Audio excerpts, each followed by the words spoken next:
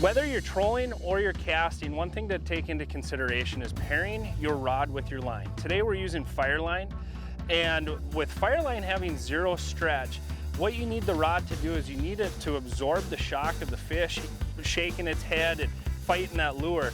So you want the rod to be a little bit on the softer side versus a mono, where mono will stretch and you can get away with a stiffer rod. My name's Axtmann, and that's another tip from Midwest Outdoors.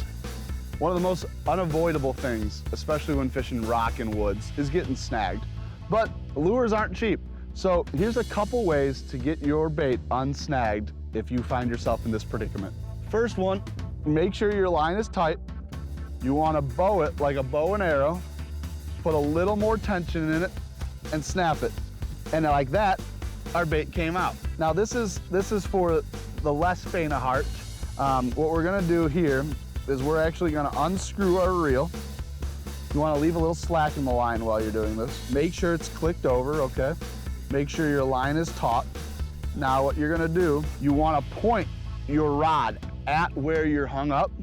You pull it back and you fire it at it. And right like that, it pops the bait off. And no tricks about it. The last way, and probably the easiest way if you have the accessibility to get a snag out, is try to reverse the snag in the way of which it happened. So what I mean by that is when you're reeling, the angle that you came in at is where the pinch point is. So you have to eliminate that. Either go above it, go below it, or come back from behind it. So when I like to do that is I like to get the line as low to the water as possible and give a slight pull. And just like that, that snag came right out. I'm Jim O'Neill, and that's another tip on Midwest Outdoors.